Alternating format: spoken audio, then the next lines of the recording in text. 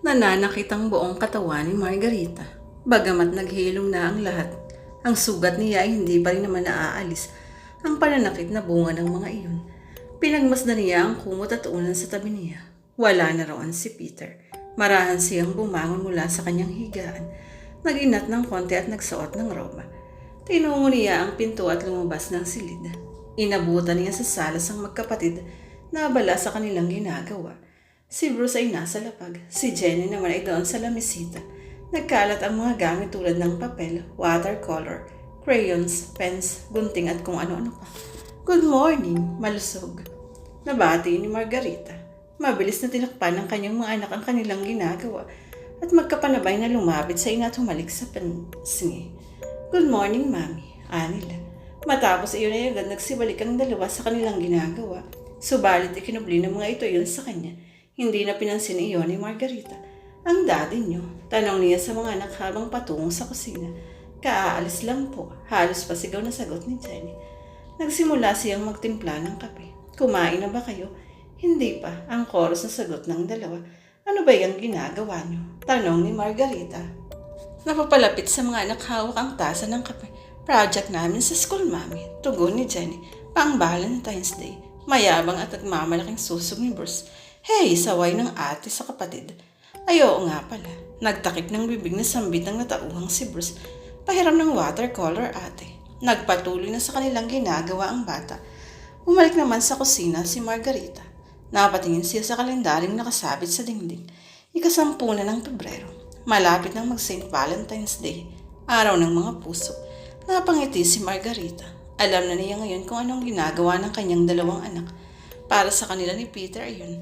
Project sa school na isasubmit muna at matapos na malagyan ng grades ay ibabalik sa kanila upang bigyan naman ng kani-kanilang mga mahal sa buhay. Malamang Valentine's card yan. Una, anas ni Margarita sa sarili. Muli ay naging abala si Margarita ng gabing iyon sa pag-aasikaso ng mga pasyente. Magaan ang pakiramdam niya ng mga oras na iyon. Maya-maya ay nakaramdam siya ng gutom. Nagtungo siya sa kantin upang kumain. May ilang tao, doctors at nurses siyang nabutan doon. Halos ay hindi naman siya napansin ng mga ito nang pumasok siya sa kantin. Nakatutok lahat ang atensyon ng mga ito sa balitang palabas sa TV ng kantin. Tungkol sa isang eroplanong bumagsak sa isang magubat na lugar sa isang bundok ang balita. Malapit lamang iyon sa ospital na pinaglilingkuran ni Margarita. Sa kasalukuyan ay wala pang rescuers na nakararating doon upang saklolohan ang mga pasahero dahil sa sukal ng nasabing lugar. Gayon pa man ay kasalukuyan ang naghahanda ang otoridad upang lusungin ang lugar. Patuloy ng Miss Custer. Nawalang bigla ang gutom ni Margarita. Sumaksak sa kaagad sa isipan niya ang maaaring gawin ng mga kalahi niya sa mga biktima ng trahedya. Tiyak na pagpipistahan nila ang ngayon, gabi pa naman, wika niya sa sarili. Mabilis siyang lumabas ng kantina. Lumabas din siya ng ospital. Tinungo niya ang nakaparada niyang sasakyan. Lumulan doon at mabilis na pinaharurot ang kotse. Mabilis niyang tinugpa ang pinangyarihan ng sakuna.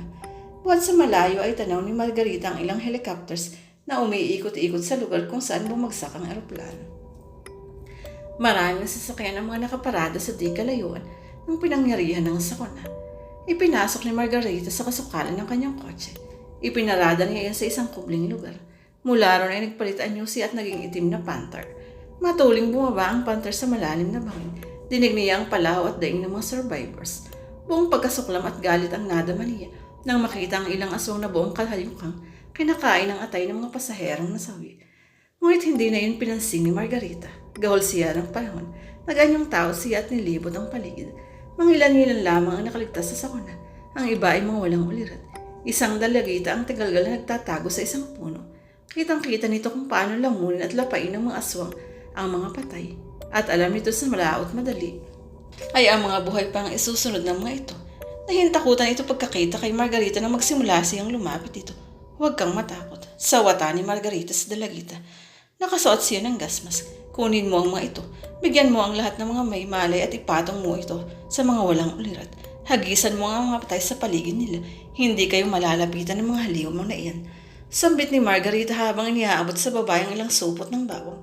Pag-aabot niya ng mga yun sa dalagita, ay mabilis na siyang umalis sa lugar na iyon.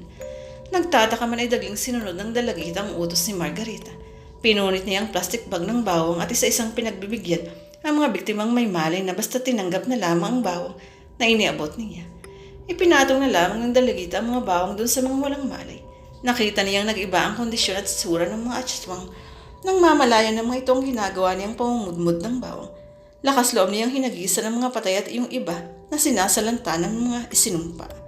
Parang may kung anong kapangyarihan ng bawang. Nagsipulasan papalayo ang mga isinumpa. Galit, nag-aangilan at naghuhunihan. Nang gigilalas man ay natuwa ang dalagita sa nakitang pangyayari. Tama ang tinura ng babae sa kanya. Hindi nga sila malalapitan ng mga limo na iyon kapag may taglay silang bawang sa kanilang katawan. Nasa loob ng muli ng ospital si Margarita. Narinig niya ang balita sa TV na nakarating na ang mga rescuers sa pinangyarihan ng sakuna at kasalukuyang inililigtas sa mga biktima. Ayon sa balita ay maayos na isasagawa ang pagliligtas. Naligayahan siya sa narinig. Kinuha niya ang kanyang kagamitan at lumaspas na ng kantina. Muli ay pinagpatuloy ni Margarita ang pagraronda sa mga silid ng mga pasyente. Labas-pasok siya sa mga kwarto. Ilang sandali pa ay nakatapos din siya sa kanyang ginagawa at bumalik na siya sa quarters nila mga nurses. Mula sa isang panulukan ay marahan siyang lumiko. Buhat naman sa kabila ay mabilis ang ginawang pagliko ni Mrs. Starmeyer. Nagkabangguan sila. Natagpunan ng mga gamot at kagamitan na dala ni Margarita si Mrs. Starmeyer. Nagpupoy sa galit na hinarap siya ng head nurse. Talagang kayong mga colored people ay hindi nababagay sa bansang ito. Nandidilat ang mga matang wika rito kay Margarita. Napaka-stupid ninyo. Kayo naman itong biglang lumiko at hindi na naituloy ni Margarita ang kanyang sasabihin na ilang malakas na sampal buhat sa head nurse ang dagling lumagabak sa punong tenga niya. Sumulak ang dugo niya sa galit dahil sa sakit na tinamo. Unti-unting humaba ang kanyang mga kuha at nanlisik ang kanyang mga mata. Subalit pilit niyang pinigilan ang kanyang sarili at pilit siyang nagpakahinahon. Muling umiksi ang mga kuko niya at bumalik sa normal ang kanyang mga mata. Ngunit hindi pa pala tapos ang galit sa kanya ng matandang dalagang nurse. Sinabunutan pa siya. Bigla ang mahabang panahon na niyang kinikimkim na inis at galit sa babaeng ito ay sumambulat lahat ng mga sandaling iyon. Sumulak ang kanyang galit.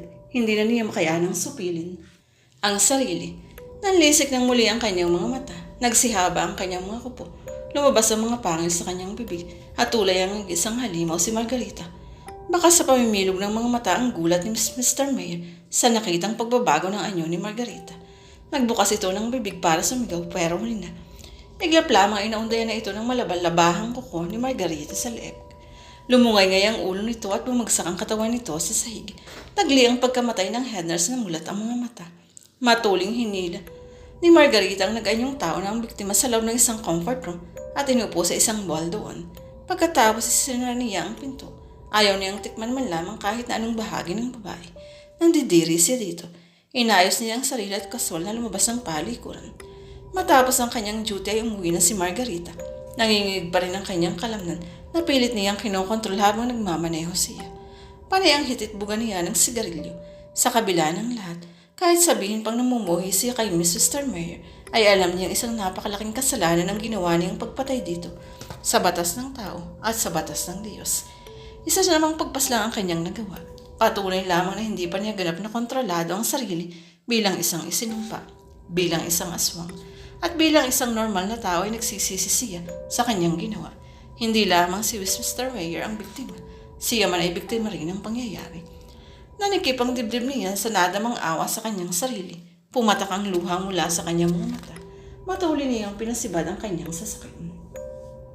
Todo kahulat at lulong na naman sa kanyang asong si Spike pagdating niya sa bahay.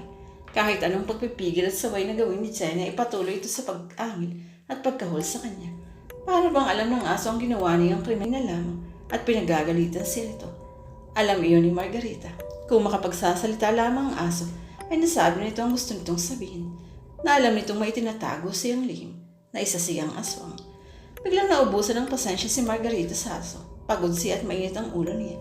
Jenny, ilabas mo ng bahay ang aso mo. Manang utos niya. Pero mami, nagpapaawang sambit ng anak. Basta't ilabas mo ang asong iyan. Galit na niya. Walang pagpipilian, dinala ni Jenny sa labas ng bahay ang alagang aso at itinali ito sa isang haligi. Pinanood ni Margarita ang anak habang kausap ang alaga. Binigyan ito ng higaan ng dalaga. Agad na konsensya siya. Nang pumasok ang anak, nakita nito ang lambot sa mukha niya. Nilapitan siya ng anak at niyakap. Mahigpit din yumakap sa anak si Margarita na parang humuhugot ng lakas ng loob. Medyo nagtagal sila sa gayong ayos bago sila pinakawalan ng isa't isa.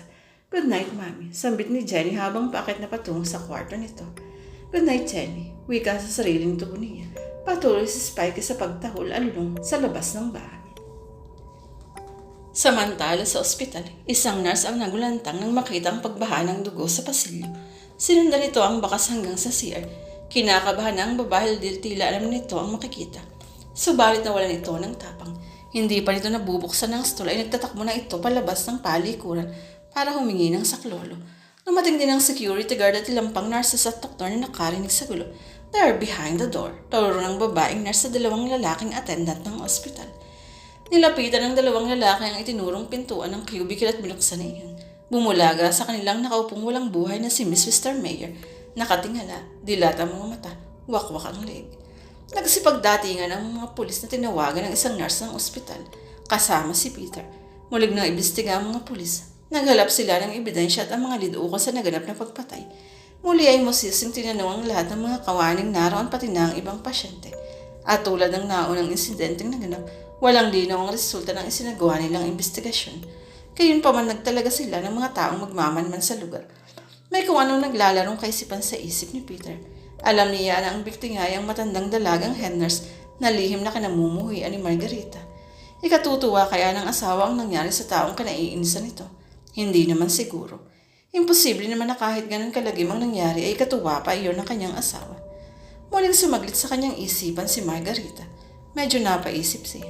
Napag-ukulan niya ng pansin ang ilang kakatwang pagbabago nito simula nagpunta ito sa Pilipinas. Ang ilang kakaibang napupunan niya dito na hindi niya mawari kung ano. May mga kung anong pagbabago siyang napansin sa kanyang asawa na ipinagsawalang bahala na lamang niya. Hindi niya matukod kung ano, ngunit alam niyang meron. Naroon niya sa mga kilusin ng mga kanyang asawa na parang naging mailap sa pagtingin. Hindi niya maapuhap ang mga mata nito kapag sila ay nag-uusap. Pararte itong paiwas kong tumingin sa kanya.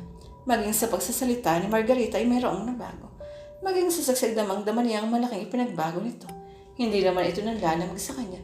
Subalit sobra o grabe ang init nito sa pakikipagtalo ngayon. Medyo naninibago lang siya at kalimitan ay nasasaktan siya sa mga kuko ng kanyang asawa tuwing manggigigil ito sa kanila kapag nagtatalik kung kaya't nagdudulot ang yun ng munting